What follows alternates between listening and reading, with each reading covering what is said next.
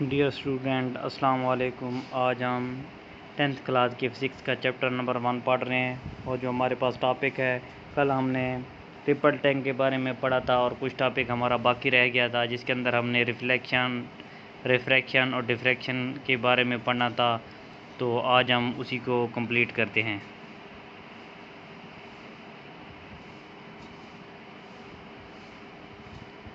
तो सबसे पहले अगर हम देखें तो रिफ्लेक्शन की तरफ आते हैं कि रिफ्लेक्शन क्या चीज़ होती है।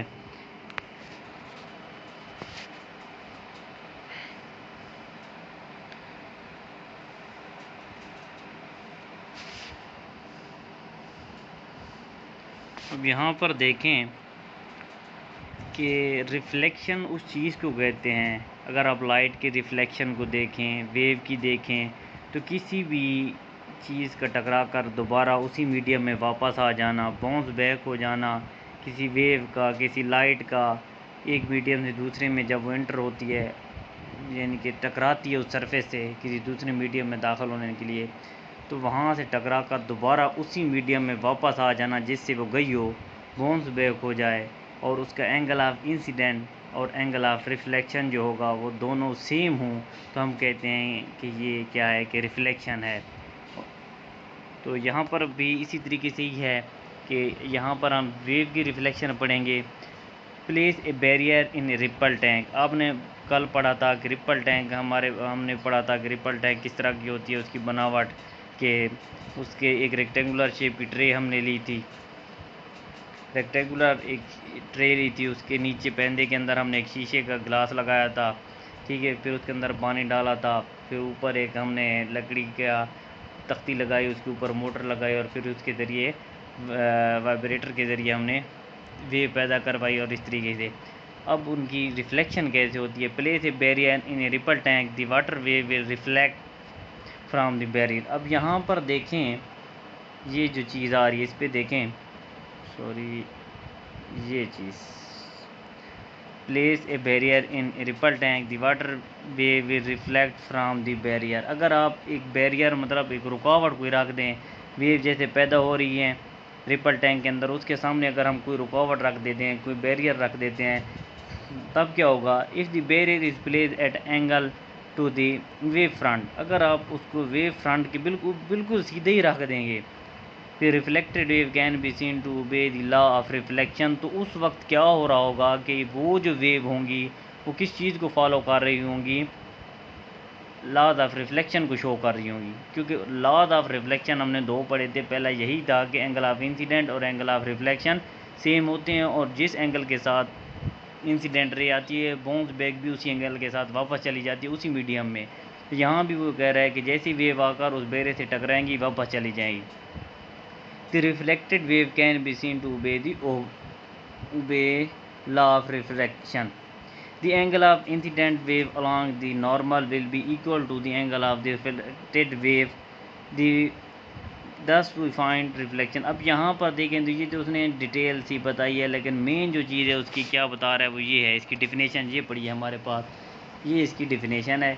इसके अंदर आपको पूरी की पूरी चीज़ मज़ीद भी क्लियर हो जाएगी। देखें, when wave moving in one medium fall on the surface of other medium, जब भी कोई वेव मूव करके जा रही होती है एक मीडियम से दूसरी मीडियम में, जब गिरती है या दूसरी मीडियम की सरफेस से टकराती है, दे bounce back into the first medium, तो वो दोबारा कहाँ चली जाती है, दोबारा फर्स्ट मीडियम में बाउंस बैक हो जाती है। Such that the angle of incident, यानी कि इसको आप इंसिडेंट जो टकरा रहा होता है, जो आप स्ट्राइक करवा रहे होते हैं, is equal to the angle of reflection, ये वो एंगल होता है जो रिफ्लेक्ट हो रहा होता है, ये दोनों बराबर होते हैं, इसको हम कहते हैं कि रिफ्लेक्शन हो रही है। लाइट की बात करें तब भी यही बात होगी, वेव की बात करें तब भी बात यही होगी, दोनों ही एक ही बात है, ठीक है। अब यहाँ पर एक नीचे आते हैं, the speed of wave in water depend on the depth of water. अब यहाँ जो आ रही है ना बात कि जो स्पीड ऑफ वेव होती है वाटर इन वाटर, वेव की जो स्पीड होती है पानी के अंदर, वो किस चीज़ पर डिपेंड करती है, उसकी गहराई पर डिपेंड कर रही होती है, उसकी डेप्थ पर। जितनी ज़्यादा गहराई होगी उतनी ज़्यादा वेव होंगी, उसकी स्पीड होगी, जितनी कम गहराई होगी उतनी स्पीड कम होगी और वेव लेंथ भी कम होती जाएंगी। लेकिन मेन चीज़ क्या है कि इसके अंदर फ्रिक्वेंसी पर वो डिपेंड ही नहीं कर रही होती, वो फ्रिक्वेंसी पर डिपेंड ही नहीं कर रही होती। If A block is submerged in the ripple tank, अगर आप देखें तो एक रिपल टैंक लिया था हमने, उसके अंदर अगर एक ब्लॉक रख दें आप, तो ज़हरी बात है कि वहाँ पर उसकी गहराई कम हो जाएगी पानी की। The depth of water in the tank will be shallower over the block than elsewhere, और वहाँ पर थोड़ी सी क्या हो जाएगी उस जगह भी, एक तो ऊंचाई हो जाएगी थोड़ी वहाँ पर, और गहराई कम हो जाएगी थोड़ा सा, वहाँ पर पानी भी तेज़ हो जाएगा। When water wave enter the region of slow shallow water their wavelength decrease. अब यहाँ पर जब वो क्या बात है, ये हिस्सा अगर आप देखें, मैं आपको यहाँ दिखा देता हूँ, इस जगह पे आ जाएं, ये इसकी बाउंड्री है सारी की सारी, एक मिनट, ये देखें यहाँ पर क्या होगा, थोड़ा सा पानी तेज़ होगा, फिर स्लो स्पीड हो जाएगी, फिर वेव फ्रंट डीप वाटर आ गया, उसके बाद फिर फास्टर स्पीड हो गई, रिपल टैंक हो गया। ये सारी चीज़ एक दर्जा बदर्जा दिखा रहे हैं, स्टेप दिखा रहे हैं, कहीं पर बहुत ज़्यादा तेज़ी से जा रही है, कहीं स्लो स्पीड है, और वेव फ्रंट जहाँ पर यानी कि तमाम वेव जो होंगी वो एक ही तरह वाइब्रेट कर रही होंगी। और यहाँ पर देखें तो जितना आप नीचे आते जाएंगे गहराई में, उनकी क्या होगी, वेवलेंथ बढ़ती जाएगी, स्पीड बढ़ती जाएगी, वेवलेंथ बढ़ती जाएगी, लेकिन फ्रिक्वेंसी पर कोई असर नहीं होगा। फ्रिक्वेंसी इन पर कोई डिपेंड नहीं कर रही होगी कि स्पीड बढ़ने से यहाँ पर इसके अंदर गहराई बढ़ रही है तो स्पीड बढ़ रही है तो फ्रिक्वेंसी में चेंजिंग आए, नहीं, फ्रिक्वेंसी में कोई चेंजिंग इसके अंदर नहीं आएगी अगर आप इस देखें तो। अब नीचे फिर वो क्या कहता है, यहाँ देखिए, when water wave enter the region of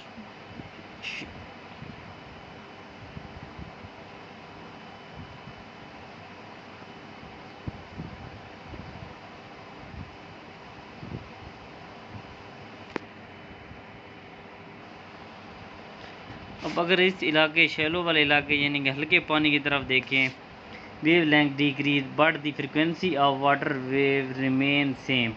मैंने पहले यही बात कही थी कि इस पर फ्रिक्वेंसी पर कोई फ़र्क नहीं पड़ता, चाहे जो जहाँ पर पानी ज़्यादा होगा, ठीक है, सॉरी गहराई ज़्यादा होगी, वहाँ पर स्पीड ज़्यादा होगी, वेवलेंथ ज़्यादा होगी, लेकिन फ्रिक्वेंसी पर इस पर कोई डिपेंड।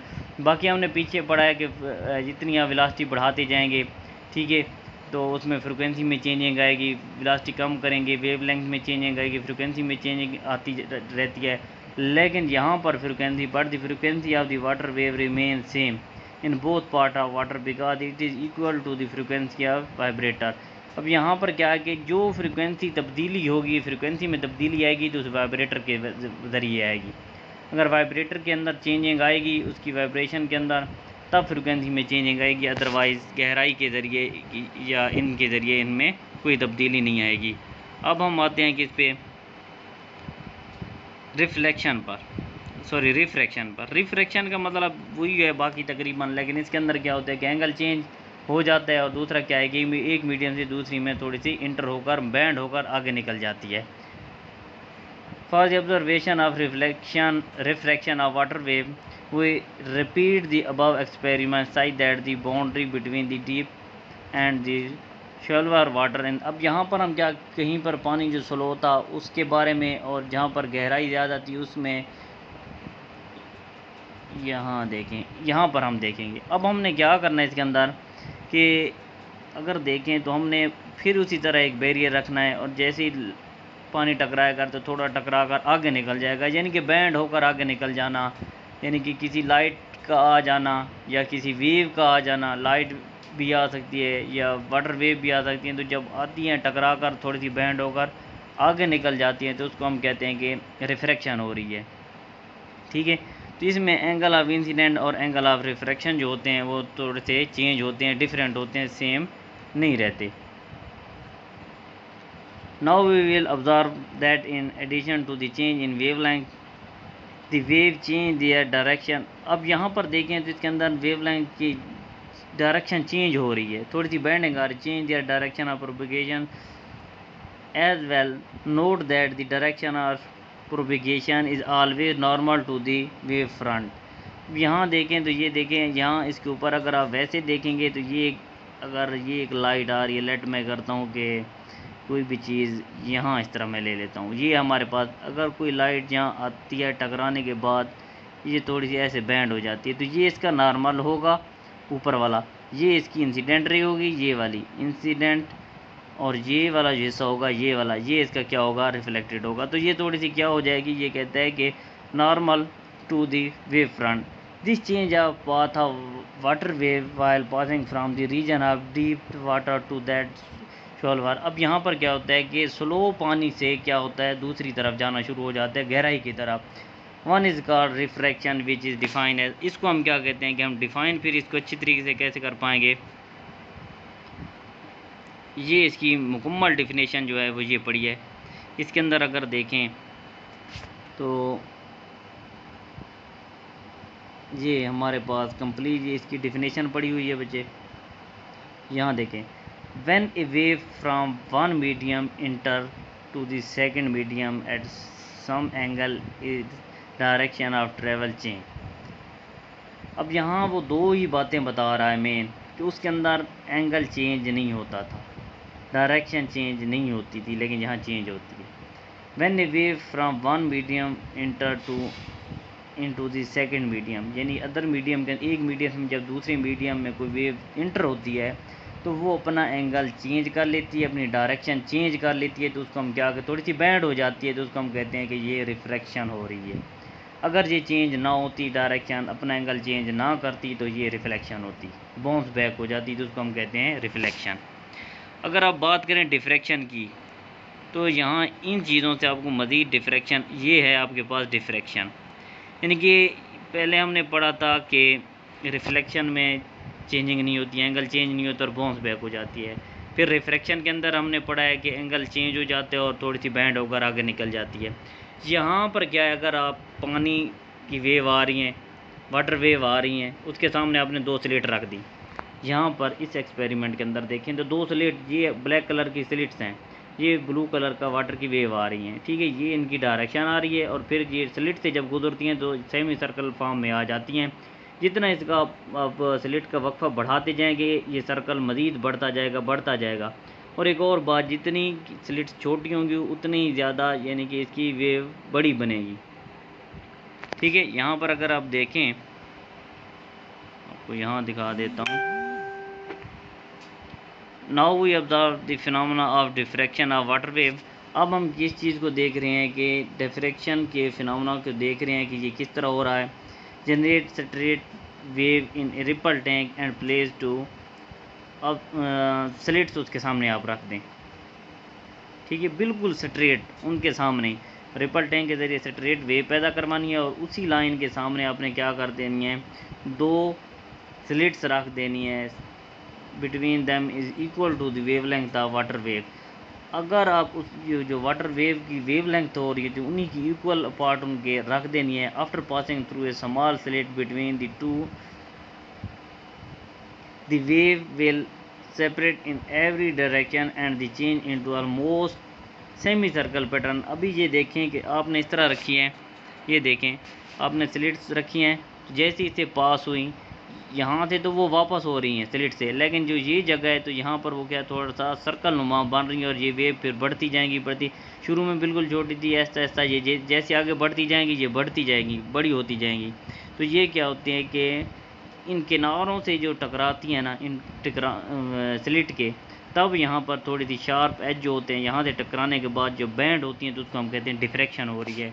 अगर आप इसकी डिफिनेशन पे अब ये देखें, इसके पार्ट जो है दरमियान वाला वक्फा है, ये वाला हिस्सा जो है ये बढ़ा दिया गया है। तो अब इसकी देखें, ये जो बन रही हैं वेव, ये डिफरेंट बन रही हैं लार्ज स्लिट्स की वजह से। अगर आप स्लिट को छोटा करते जाएंगे तो ये क्या होती है, इनके जो सेमी सर्कल फॉर्म में आना शुरू हो जाती हैं, यानी diffraction of wave through a small slit. अब ये हमारे पास क्या है, लार्ज स्लिट के ज़रिए बनी है इस तरीके से। तो इसकी डिफिनेशन पर आते हैं, डिफिनेशन भी यही कहती है कि जो इसके शार्प एज होते हैं ना, इनके ये जो वेव बनती है उनको हम कहते हैं डिफ्रैक्शन। दी बेंडिंग और स्प्रेडिंग, यानी कि या तो मुड़ जाना या फैल जाना of wave around the sharp edge और कॉर्नर, ये जो हिस्से होते हैं इसके शार्प एज होते हैं या कॉर्नर होते हैं, उनसे पानी जब टकराता है, जब वेव टकराती हैं और फैल जाती हैं या मुड़ जाती हैं, ठीक है, उन स्लिट्स से of slits is called diffraction. तो उसको हम कहते हैं कि डिफ्रैक्ट हो रही हैं, ये डिफ्रैक्शन हो रही है इसके अंदर।